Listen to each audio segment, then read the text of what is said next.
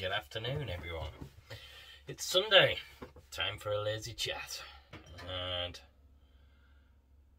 today I'll be drinking this, my New England IPA 2021. Came out pretty good.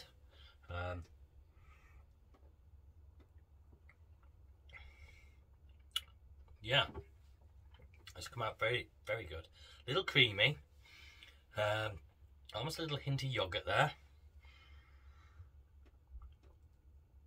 A little touch of citrus, and some soft fruits, maybe guava or something like that in there. It's still quite green, as I only when did I keg it? Not yesterday, day before Friday. So it was kegged on Friday. So there's still like a bit of bitterness there still. I don't think that's from the actual.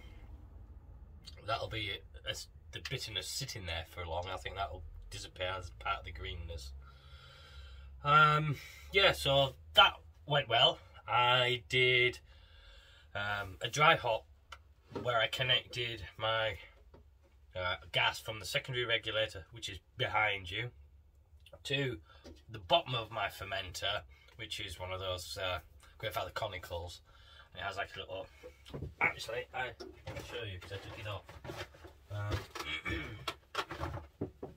Yeah, so connected onto this bit with some piping. I used a bit of the pipe that came with the grandfather conical, added that to a bit of normal 3/8 piping, and then to the grey gas piping went into, and then that connected into my secondary and pushed CO2 up through the fermenter.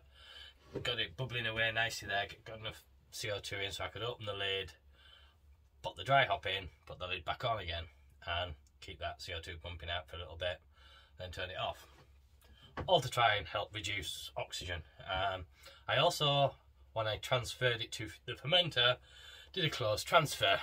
That took a lot of faffing because I had one of the keg connectors, the black one, just wasn't working right. It took me ages to work out what the problem was because nothing was coming out. So how I did it was I connected. The reason that this is off is I've got one of the John Guest fittings from the grandfather for the grandfather conical, a John Guest fitting. It was a screw in, it screws into and replaces that, and it has a John Guest connection, the 3/8. So I then put a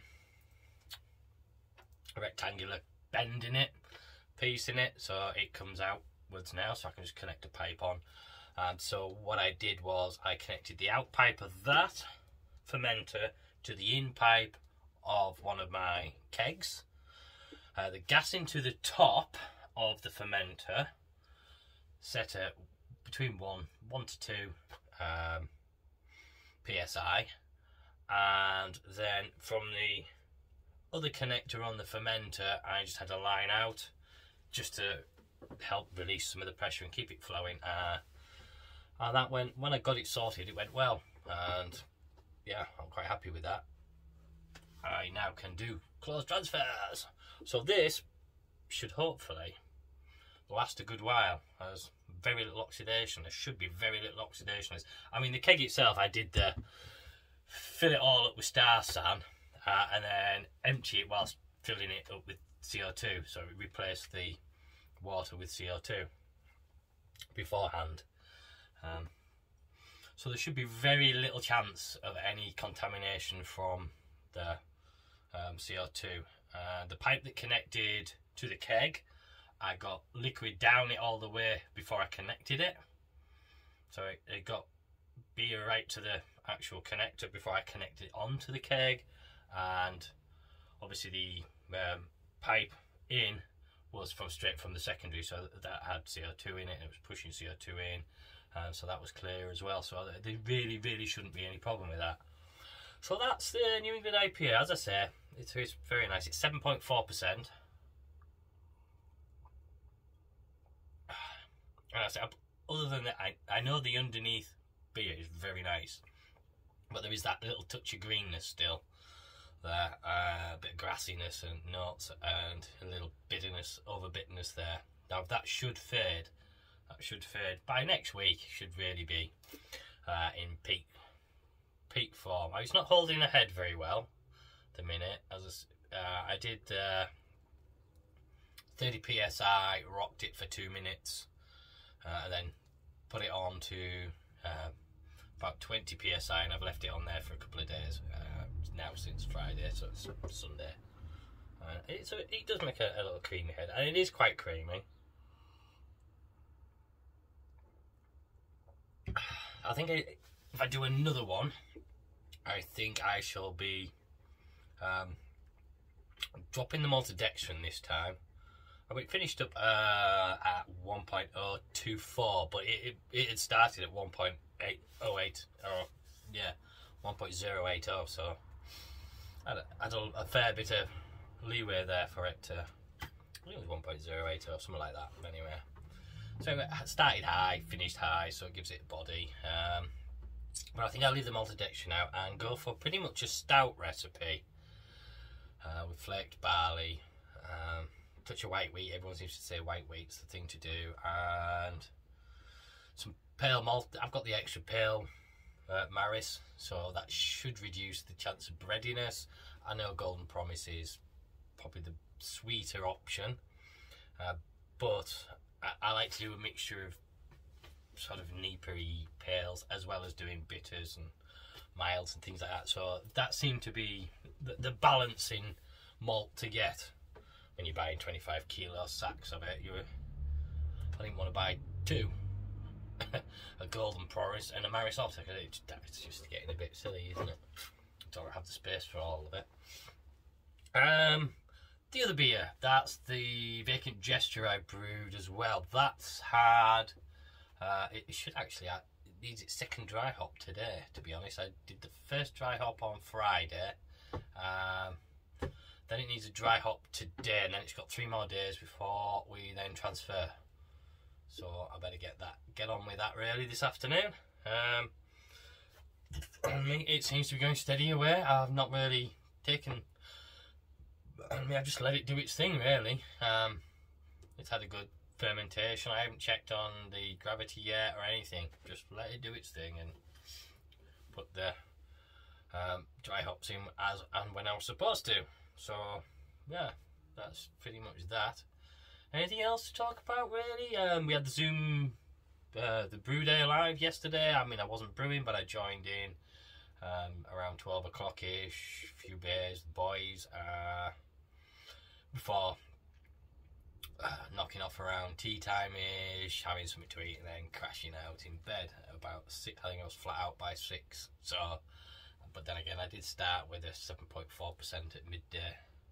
It was always going to happen, always on the cards, so I just went with it. It was always expected. It was a good day. Most people who were on, quite a few were doing the actual beer, which is the cheeseburger. I can't remember what it was. I think, well, bear with me, I can possibly, it was a bitter. I think it was page number 156, I'm sure someone said. Was it 156? Drop that ghetto blaster? No, maybe not. Or was it 196? I'm sure it was a 6. No, it wasn't Euro either. Do you know, I can't remember what it was. It's not the... It was a bitter. It was something... It might have been this Drop That Ghetto Blaster. I can't remember. No, stouts and porters. I'm sure it was a bitter. Something nice that would have... to go in for... putting on a hand pull, I think was the best, what people were pretty much after. It might have been the Euro, occasional Maris Vienna wheat. No, that's a leaf pale ale. Anyway, I can't remember what it was now. But it's going to be like I think it's more like a hand pull beer, and people were quite happy with that idea that do something go on hand pull. Well, the consensus was, so that'll be the next brew day, and I don't know when that is. It's sometime in April, obviously, but I can't remember the date.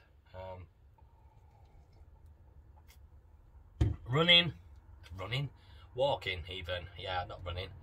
I did a big walk on Monday, did 18 miles. I was aiming for 20, but I got shin splints really bad. I started to break the walk down as it got closer and closer to home as I was trying to push those last couple of miles out, but it wasn't going to happen. I had shin splints really bad for pretty much the whole week now. Today is probably the first day where I feel it's bearable. I can probably go for a walk again. I think the problem I've had is I've been wearing just day-to-day trainers, a pair of Adidas trainers, and their foot, it's just pretty flat, and I think that's been the problem, just flat feet. So I bought a pair of hiking boots. I've had a pair of hiking boots for, wow, maybe 25 years was the last time I bought a pair. God knows where they went. They did get a lot of use. They did indeed.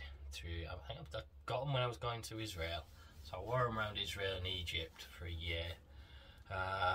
Came back, yes, I wore them all over when I was travelling around the UK, and then I think when I went to China, I think I took them again with me. I walked through China into Tibet and Nepal and down to India. So yeah, they took a fair bit of battering, those ones. So I've got a new pair, and I've not really done anything with them. I went to the shop yesterday in them. That's about as far as I've done. So tomorrow is back to walking, but although we're on holiday now, Easter holidays, kids are off, so I won't be doing as much of the big walks, but it'll be family walks really. Get out and about, and we have the groups of 6 as of tomorrow, can't we? So that'll be nice. Sitting in other people's gardens as well, so even better, be able to go around to see the father-in-law and have a few beers with him, which I'm really looking forward to. We haven't had a few beers together. Well, I think Christmas Day was the last time we were able to sit and have a beer together properly, so that'll be nice. And I think that's pretty much it. That's pretty much it. Football's been England, so against San Marino, so it wasn't really worth bothering with. I don't really care at all about that.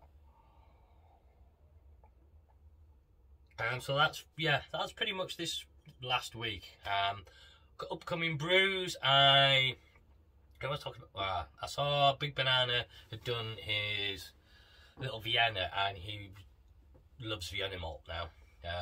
So he's got me excited to try a Vienna lager at some point. I'm not going to do it straight away, because as it is, I've got this keg on. The vacant gesture will be going on sometime next week. This won't last long at all. It's really getting smashed for a 7.4%. It really shouldn't be, but it has been. So I want to get something on. I'll do a quick pale. I do like a quick pale ale. Just some. Well, I'll see what this vacant gesture's like, because I might want to. That might be enough of a sort of like a similar style, isn't it? It's sort of a dry mosaic amber ale, but do I go with a pale? Or do I go with a bitter? I might go with a bitter. We'll see how it comes out, the vacant gesture first. See, because I don't want too much of one style, obviously, on at the once. But then we've got summer coming now. Next week's meant to be banging weather. Well, certainly for the south. I don't know about the north so much. We'll get what we get. Sort of cast off to the leftovers, really, of a weather forecast, by the look of it. This is, as I say, going down well. So we'll get out in the sun. So I do want to get a lager on at some point. So I want to get a couple of kegs on. Now I'm quite happy with the close transfers. I could do a few more big hoppy beers and be happy that I can do that, but only in the conical fermenter rather than using my firm fridge in the buckets. And yeah, I think that will call that a day. It's 14 minutes, so that's long enough for a lazy Sunday chat. So if you've got this far, thanks for watching, and I'll catch you in the next one.